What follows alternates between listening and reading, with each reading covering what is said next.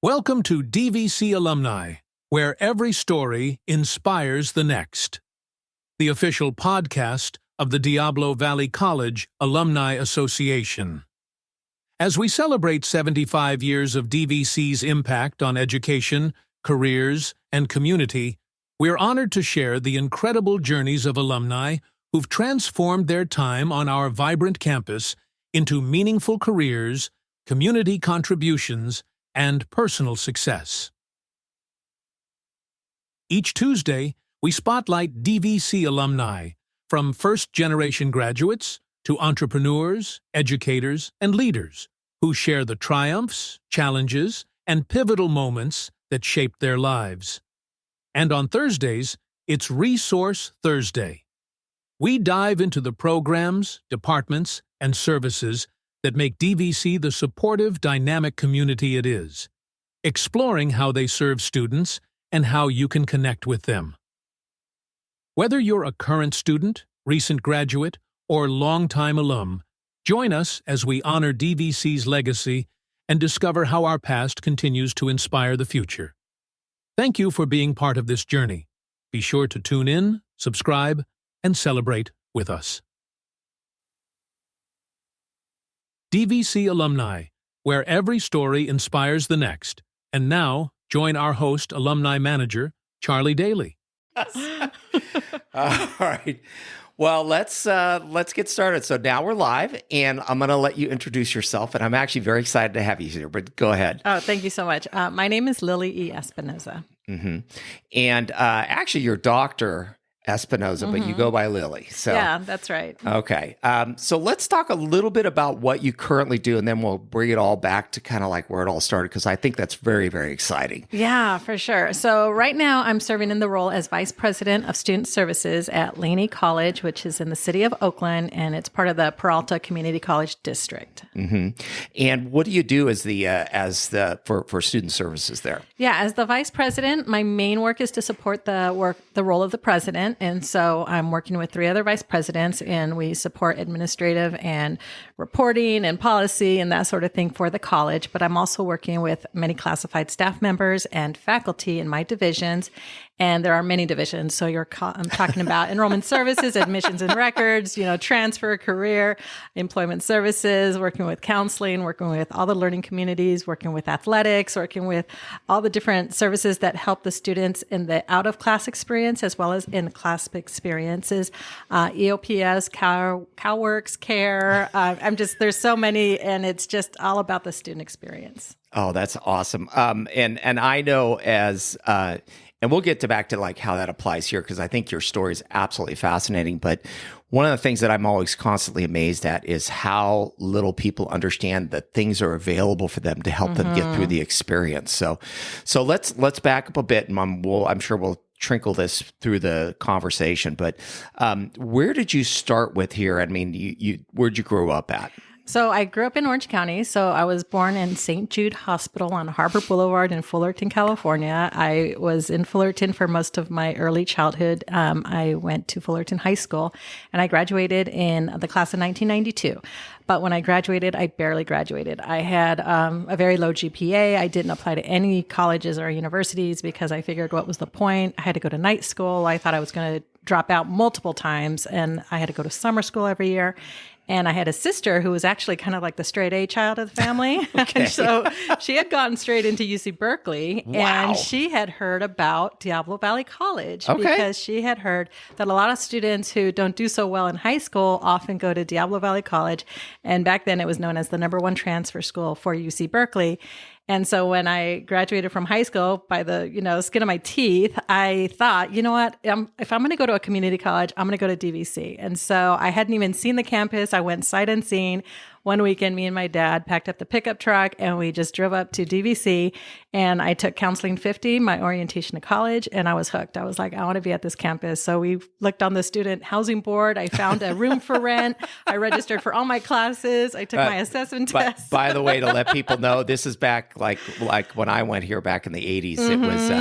It was everything was on a bulletin board, a literal bulletin board on the side, and then everything was in a catalog, and then you get up there and find out the class was full. school, and Right. it was so the experience was a bit, So I think that was incredibly brave for you to do that. So talk a little bit about your experience. You get here, you do your counseling, you get your classes lined up, and how was that? So high school, you were like, and you're right. There's I hear this story constantly here. It's just that, gosh, I didn't know what I was going to do. I barely made it out of high school for a variety of reasons. Sometimes it's a learning disability. Sometimes it's just, whatever.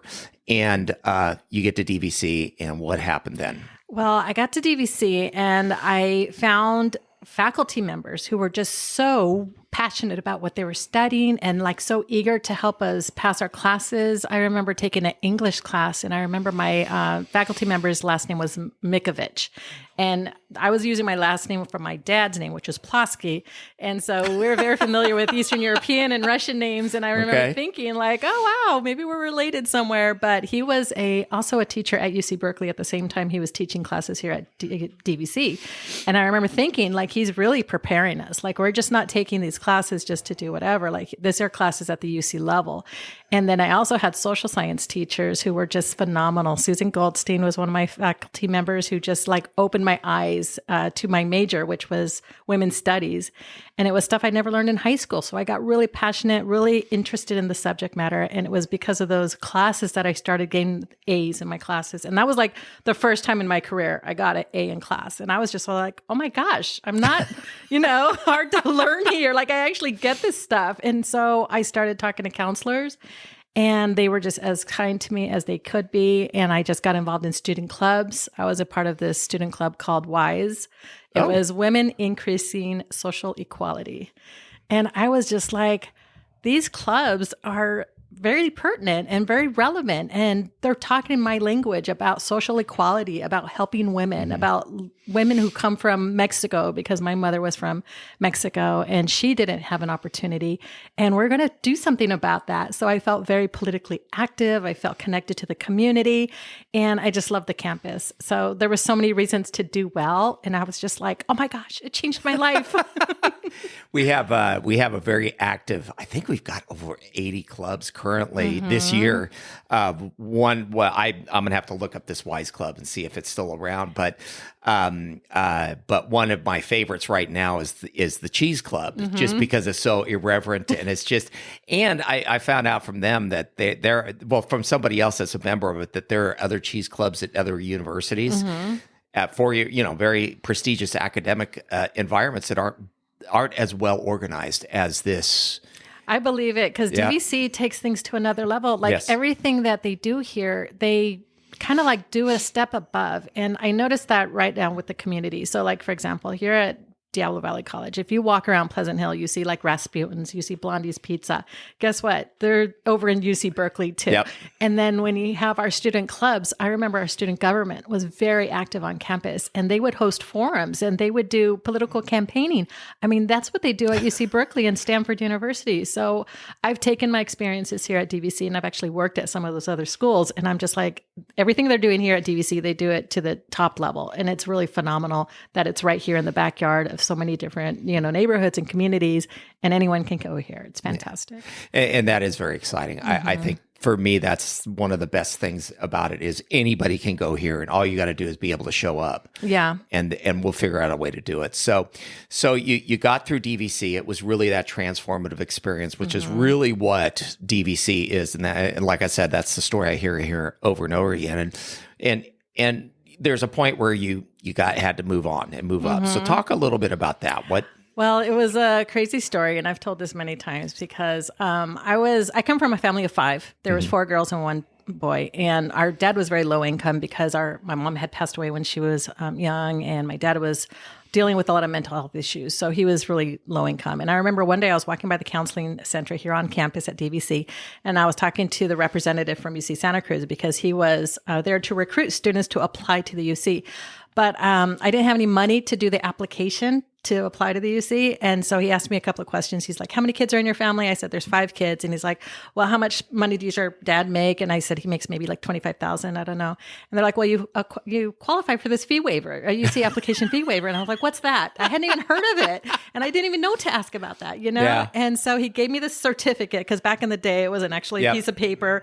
And I was like looking at it like I was Charlie and the Chocolate Factory and like I had won the golden ticket because I was just like, I could apply to the UCs with this. And so I was so excited. The deadline was like in 2 weeks. And I was like, I better do my essay, you know, and back in the day, we had to do letters of recommendation. So I asked Susan Goldstein and I asked another faculty member, Lori, what was her name? Lori Wilson, I think her name was, both social science faculty. And they were happy to do the letters like instantly, even though I didn't give them a lot of notice.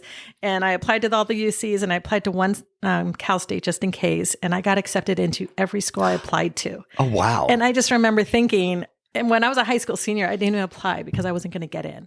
And now I had like 5 choices in front of me. And I decided to go to UC Berkeley because that's what my dream school had always been.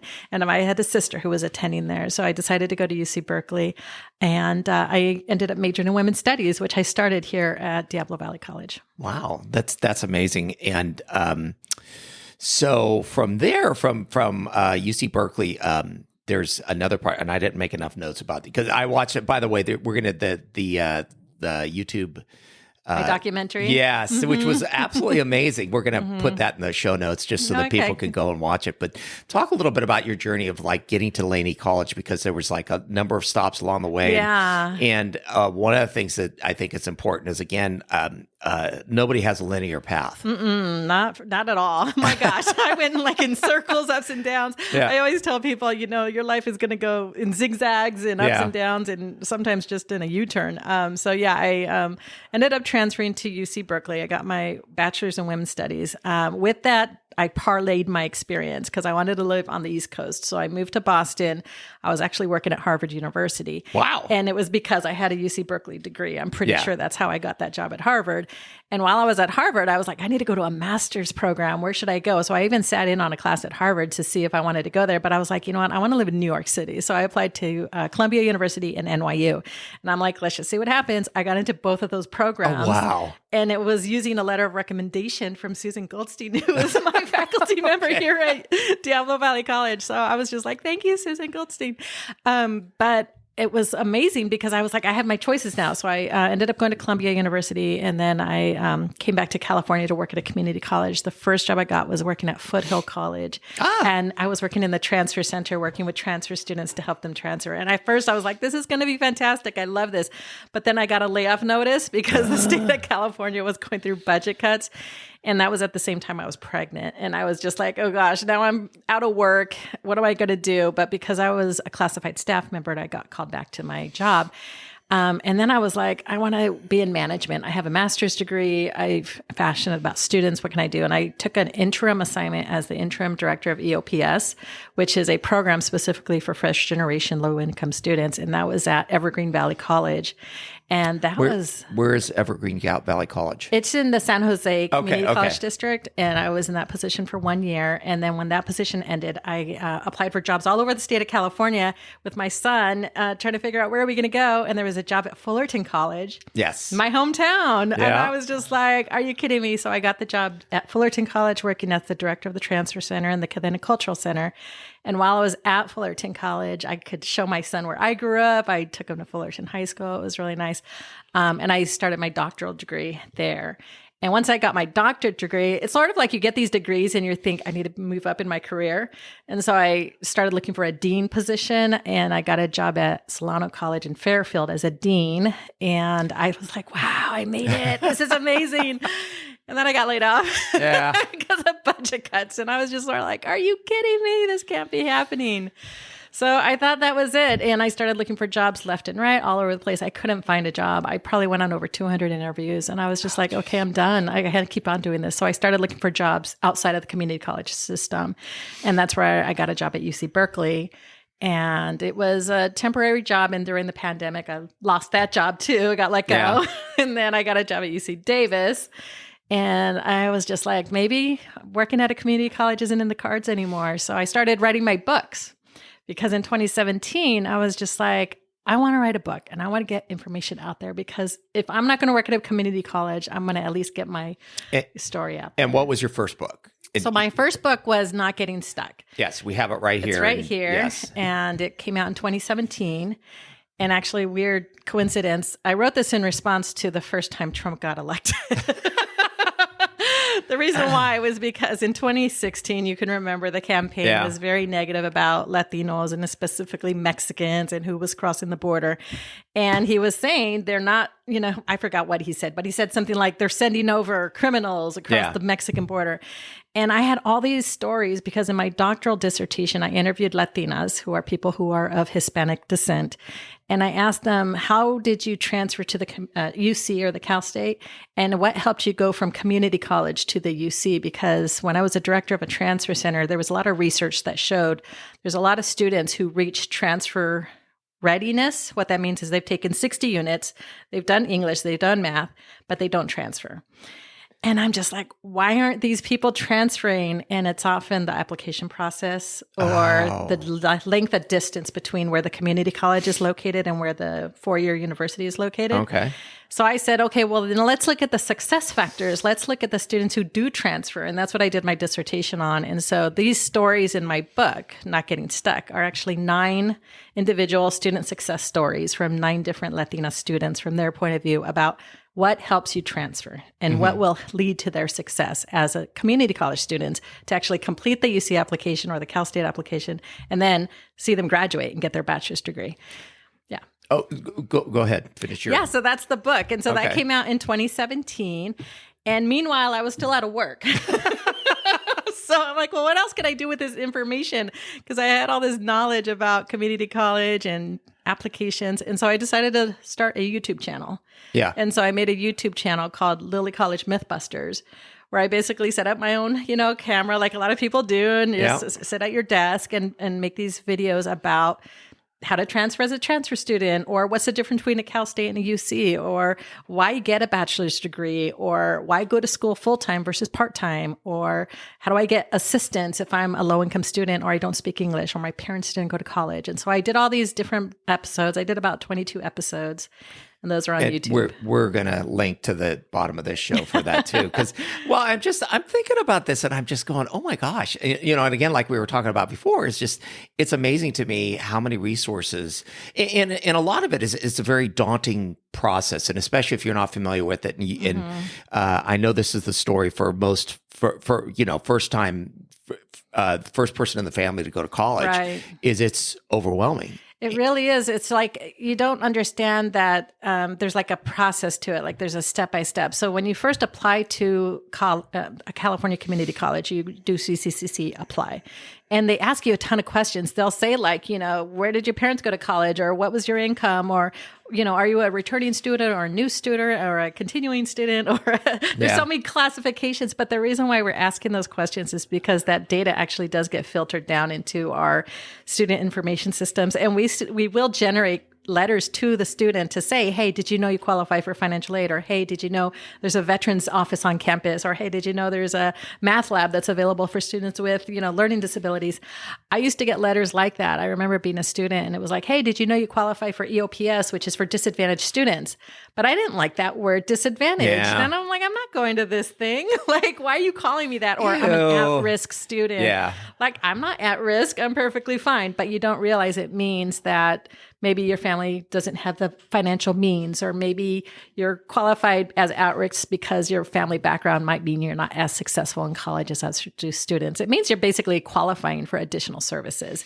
And instead, we kind of sometimes communicate that way in a way that makes it sound like it's not advantageous to take advantage of those, but we want more and more people to realize, like, if you're first generation, there's more loans or more free money or more grants that you have access to, or you can get priority registration, or we could give you free books, or we can help you with transportation costs, or if you're a single parent, we have daycare on campus, or a way to support you with the costs of being a parent. Well, and not just that, I had like 3 thoughts at the same time, so they're kind of like, but again, it's funny because I know that for classification reasons and data reasons that that certain language is attached to stuff. But I can also see on the consumer part of it, like if I get a letter like that, I'm not going to go, don't call me that. Yeah, leave me alone. And so I guess the moral of the story on that one is if you get a letter, go follow it up. Right. And also learn how to read between the lines. Like if you got something that says, it's like when you get a credit card application in the mail and you're sort of like, hey, did you know you qualify for this $500, credit card with 80% interest rate? Yeah. Like read between the lines. Is this going to really benefit me? Does this really help me? It's like most of the times those credit card offers don't benefit you. But when you get a letter from the college and it says, hey, did you know you might qualify for priority registration? That's going to benefit you. Yes. That's going to be a huge advantage. So I did my YouTube channel and that was like in 2017. And I decided to run for political office. Oh. Because I was out of work and I was applying for jobs, but I wasn't getting any jobs. So I applied to be the California State Superintendent of Public Instruction in 2018. Okay. And in 2018, I qualified to get my name on the ballot and I ran in the primary and there was only 4 people running. I came in third. Okay. But I got almost 980,000 votes statewide. Wow. So I'm like, okay. you know what? That was a pretty good deal because I'm very passionate about public education. And I was like, I need to do something with this, especially if I'm out of work. What else am I going to do? Yeah. So that's what I did.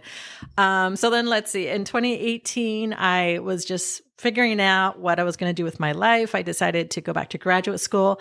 I went to John F. Kennedy University down the street in Pleasant Hill, got a second master's degree in health education. And I started to think maybe I was just going to get off the track of administration. And so I was doing other things with my career.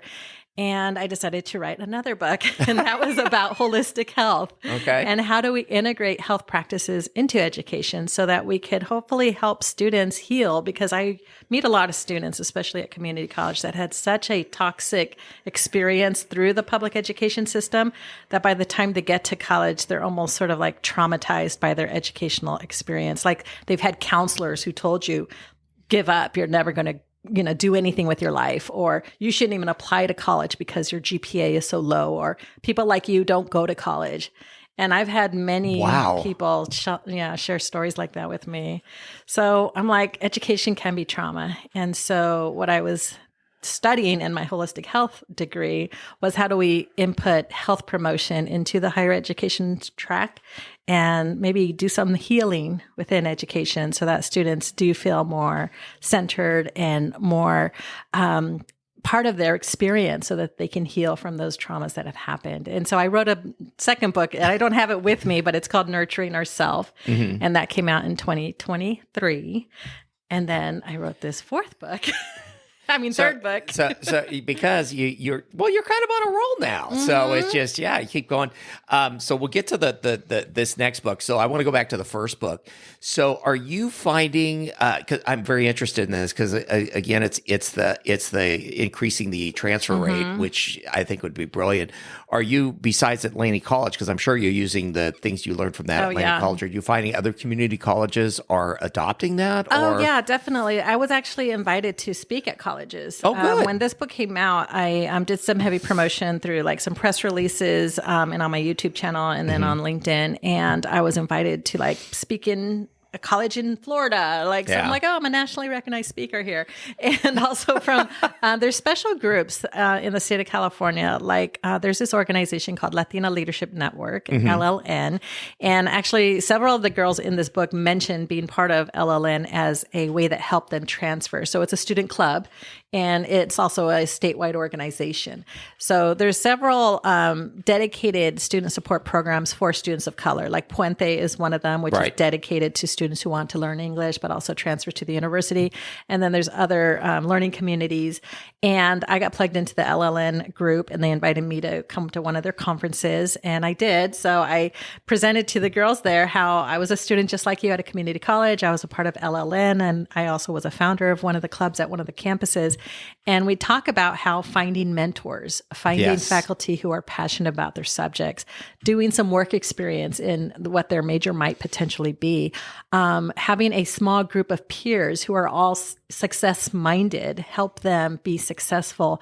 But really, it's about believing in yourself and trusting your own gut instinct. Because one of the stories in this book is about a girl in high school, and she goes to a community college with 7 of her friends, and all of them together want to transfer.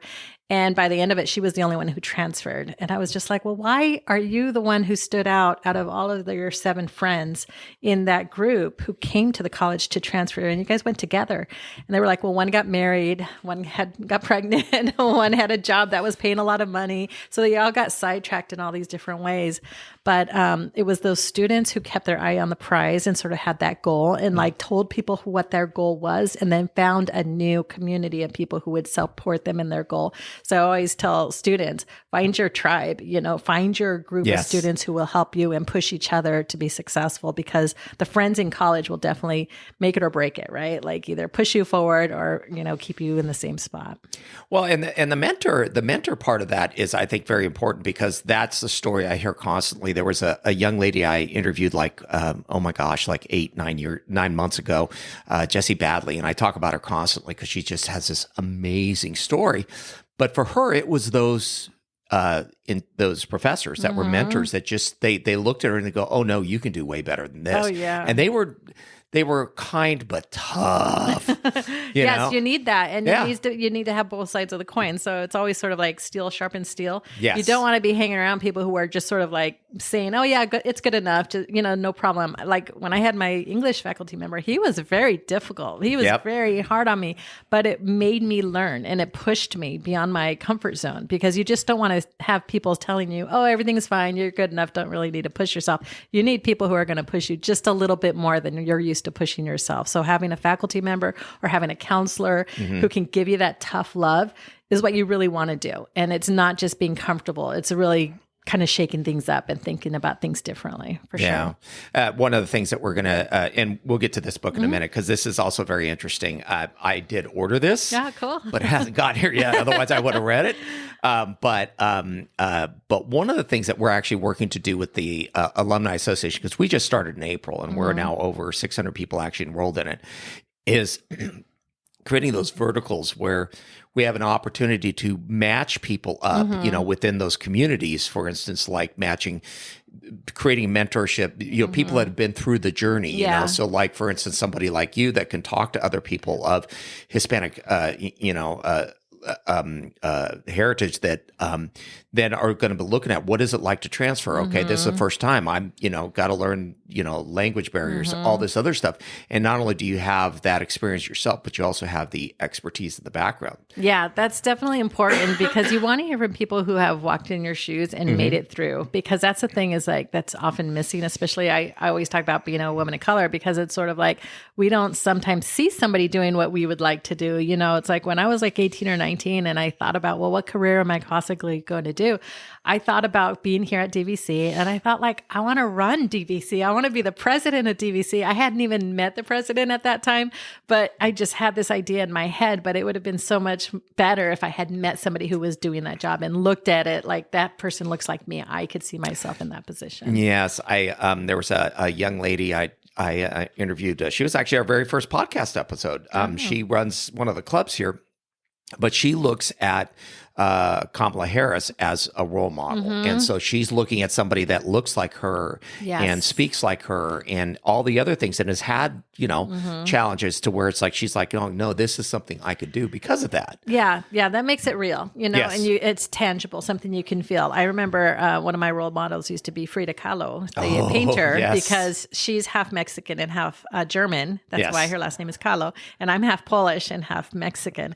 And I just remember her being in these striking visual images that were capturing her Mexican culture and her identity, and being as a woman and telling this story that you don't see these stories that often. And I just held her as like an image of strength And my mother passed away when she was 37, and she looked a little bit like Frida Kahlo, as a matter of fact. So for me, it was sort of like, you can make a lasting impression on the world, no matter how old you live to to tell the tale. But I think it's like really important for us to see people in those role models. And so I've always strove to have a very high level career, because I was sort of thinking, well, as long as I'm at a high level, I can influence and possibly be a positive influence for other people. So back to where my career was. Yes, sorry. So I get back on track. So I was being laid off. I was on like state aid, welfare, all these kind of things.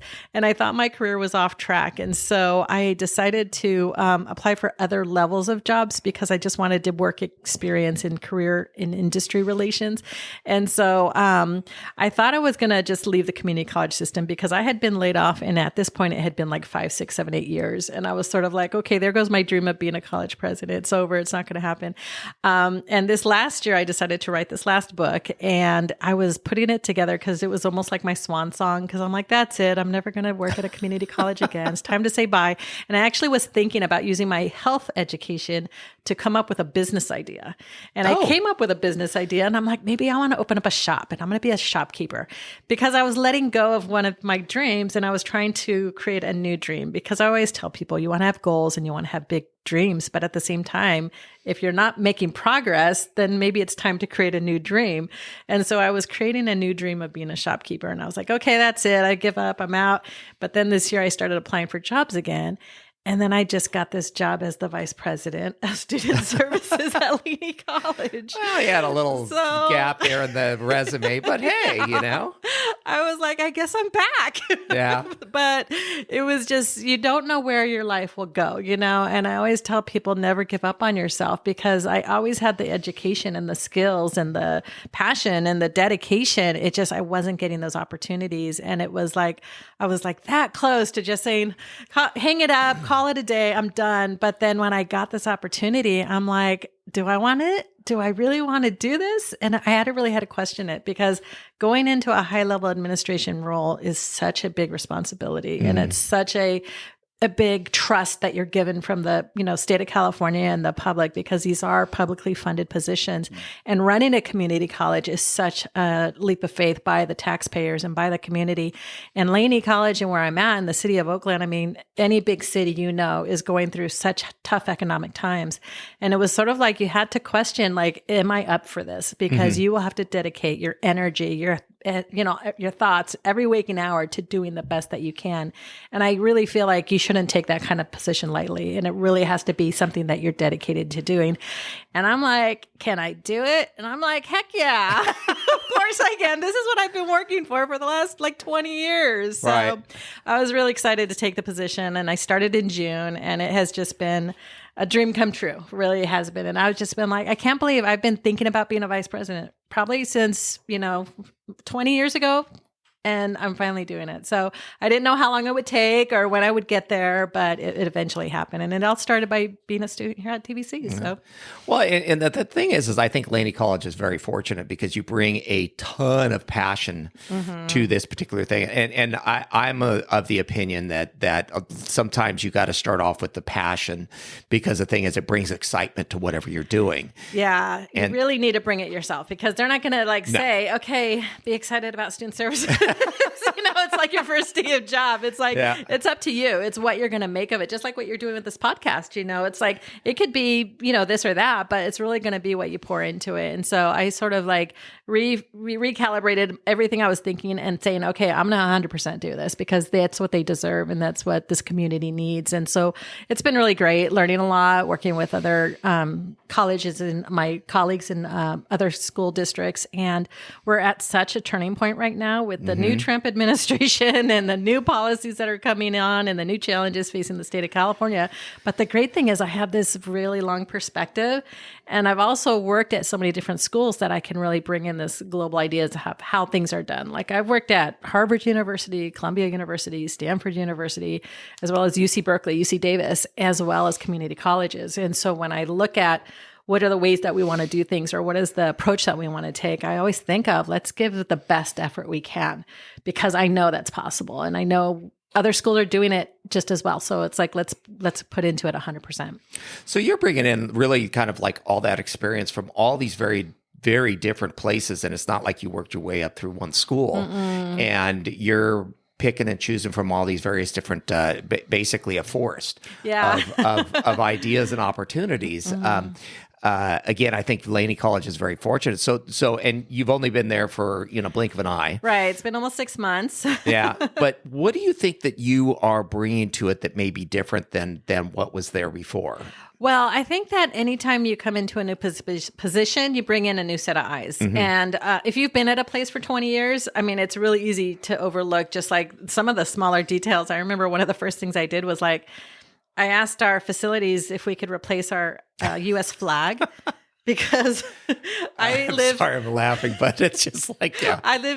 My office is on the 8th floor of this tower, and I look at the flag, and I'm a patriot. Like, I want to see a nice flag, and it was in tatters. And I was just like, I'm sorry.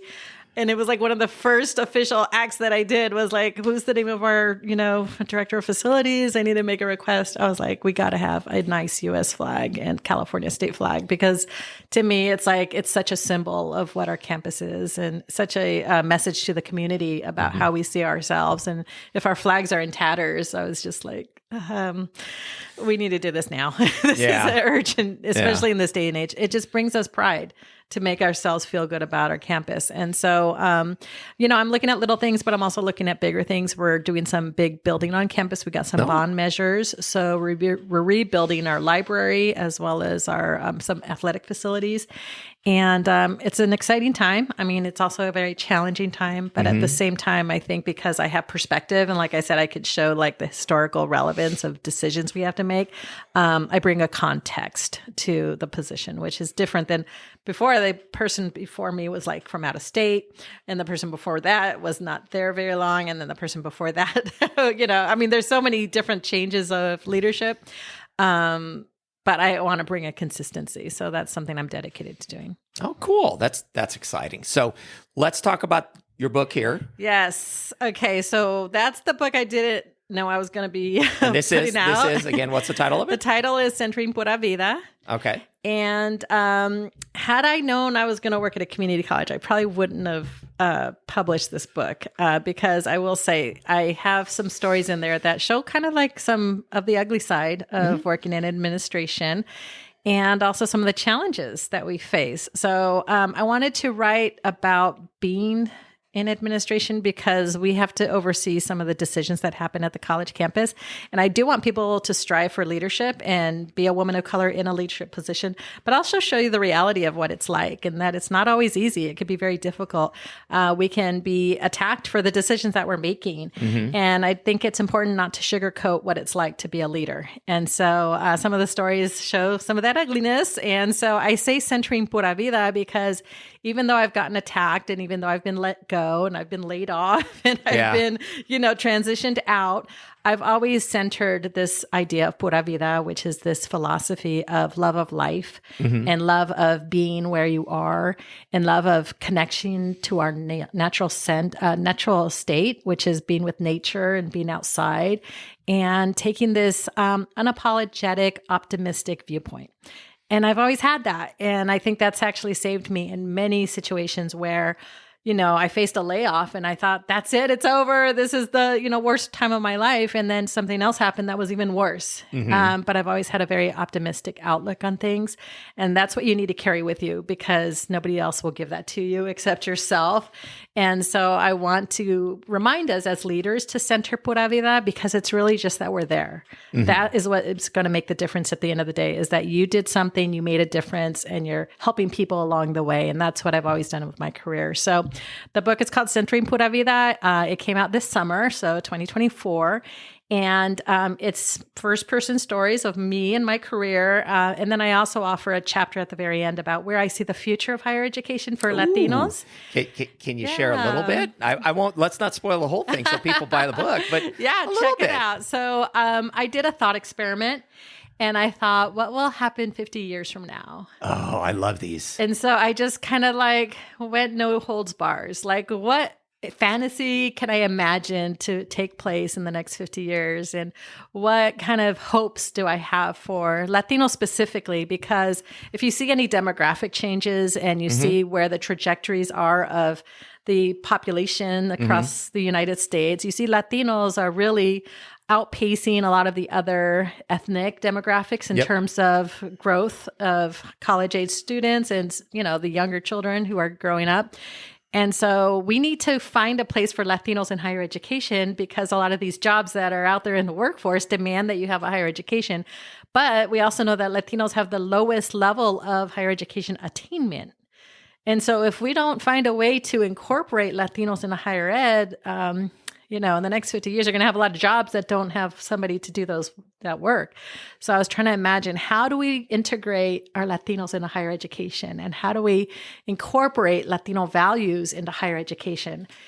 And there's a chapter where I talk about it. Oh, well, we won't spoil it too much. We'll have people go buy the book. And like I said, I'm gonna put links to this in. And yes, I did order it, and I'm gonna read it, because now you got me all the Twitter pated about it. Well, I think that especially the idea of always showing the positive side of everything, it's that's no place for growth. The biggest lessons I've ever learned in my life is through failure. One of my two daughters both played a lot of softball. One of them played in college, and they learned to thrive. And one of the things I love about softball and baseball is it's a game of failure. Right. And, and you gain so much from those experiences. Yeah. I was driving up to the campus on Golf Club Road, and I was passing 7-Eleven, and I used to work at that 7-Eleven. Really? Okay. And I got fired from that 7-Eleven. You have a history. That was the first time I ever got fired in my life. And I vividly remember I was living in an apartment on Camelback Road. Okay. I was a student here at Diablo Valley College. And one day I got a phone call, and it was the manager at 7-Eleven telling me my cash register drawer was short, because the way they did the change out from one shift to the next shift was that the person coming in would write down what was in the cash drawer. And if it didn't match what I said it was in the cash drawer when I left, that meant I stole money. Yeah. And so they said, you're fired because the cash drawers don't match up, and today's your last day. And I was a, 17-year-old, no financial aid, nothing saved in the bank. I had no money. My dad had no money. I mean, he didn't even have a phone that was working, so I couldn't even call him. So I was totally on my own, and I was just bawling my eyes out, thinking my life was over. This is it. My whole dream of going to college is over. And then I had a friend who I had met at 7-Eleven, and she was also a cash register, but she had gotten a new job working for a company called Bass Ticket Sales. Oh. Do you remember Bay Area Seating Service? Yes, They were part of Ticketmaster. Yeah. And I called her, and I was just I just got fired. And she's like, you know what? They're hiring here at Bass. I'll get you a job here. And I got even a better job working for Bay Area Ticket Service, and it was such a fun job. And it was if I hadn't gotten fired from 7-Eleven, I would never have gotten that job. And it was sort of there's so many stories like that, where it's you have this one low period, but it teaches you about being resourceful, counting on your friends, asking for help, being, just creative and not giving up.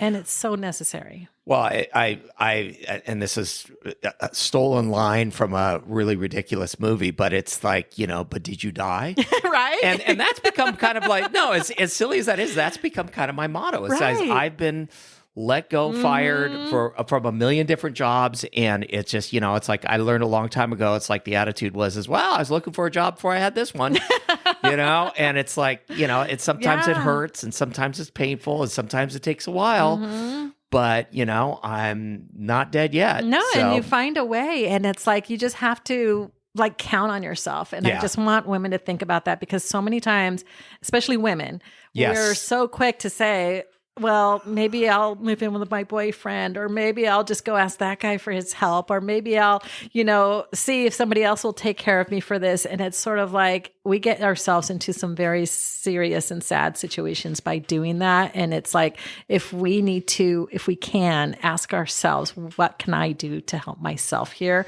I think that will help so many women who are really struggling, because we're just not used to that. And I think I want to tell women that it's you can do this yourself. You can believe in yourself. And just think about the other women in your life who've been strong. I think about my mom, who crossed the border when she was 16 years old. She didn't speak English. And she's just like, I'm done with Mexico. Yeah. I want something better. And I'm just like, well, she did it. you know? And it's just like, dig deep and find that inspiration. Find out those stories from your parents, find out the stories from your grandparents, and find strength in yourself, because you should be the first person who's lifting you up, helping you be positive, giving yourself a pep talk. I always say, be your own cheerleader, because it's really, really hard. And you could be, in such a risky situation if you put your life in somebody else's hands. And I know from my first book, there's a lot of Latinas who their parents will say, don't count on no man. And I'm sorry, I'm not bashing anybody. I'm just saying, learn how to count on yourself first. That's the message. It's not to put anybody down. I mean, being in a relationship's a great thing, but I don't want it to get in the way of learning how to take care of yourself. I absolutely agree. You should learn to be very self-reliant. I raised 3 very self-reliant kids. Well, my oldest one's about to turn 40, so she's still a kid. But the point being is they are very self-reliant, and they have learned to figure things out on their own. And they learn, and once in a while they'll call dad up and, hey, dad, can I, blah, blah, blah. But for the most part, they've got themselves sorted. And a lot of that is because they did learn that self-reliance thing. Yeah. And I think we can learn those lessons at any age. And it's like, if you learn it earlier, the better. But if not, at least you're learning how to reach with your resources around you, talk to people who might be able to help you, but ask those kind of questions and speak up. And I learned that by being on my own and being able to figure things out. And it's sort of like, give yourself some patience, deal with those situations, but then ask for help. And I've done that when I was a student here, asking the counselors for help, asking that rep from UC Santa Cruz for that fee waiver. All of those things, were things that showed me I can count on myself, and they build your confidence the more you do it. Well, and to the point of you can learn it at any age, I think that the time to start anything or do anything is today. Yes, exactly. Yeah. You didn't do it yesterday. That's fine. Right. Today is a good day, Learn not how next to do week. it. Yeah. So how can people find you? So I have a website, and I like to post on the website whenever I go to like a street festival or a upcoming event. So my website is Dr. Lily E. So it's DrLilye.com. And I have an event coming up in San Jose at the Martin Luther King Library. I'll be at this event called Local Lit, which is an event for local literature, authors. And that is December 7th from 2 to 4 at MLK Library in San Jose. Okay. Well, great. And this will be in the show notes also. And then I think this will come out in about 2 weeks. Okay. So this will be exciting. So just before Thanksgiving. Oh, perfect. Okay, great. And I want to thank you again so much for coming out. This was a wonderful chat, and I love the books, and I'm gonna when they arrive, I'll read them. Yeah. But I'm gonna order the Not Getting Stuck, because it's like that. I think it's an important thing to understand is basically the things that you need to do to be self-reliant. So. Well, thank you very much, and we will continue our wonderful journey through the day. Okay, great. Well, thank you so much. Take care. Thank you. Thank you for tuning in to DVC Alumni, where every story inspires the next. The official podcast of the Diablo Valley College Alumni Association, celebrating 75 years of DVC's incredible impact on education, careers, and community. We hope today's episode gave you valuable insights into the journeys of our alumni and the powerful resources available at DVC. Don't forget to join us every Tuesday for inspiring alumni stories, and on Resource Thursdays, where we spotlight DVC's departments and services, showing you how they're shaping student success. Until next time, keep pushing boundaries and exploring the connections that make DVC's legacy so special. And remember, DVC Alumni, where every story inspires the next.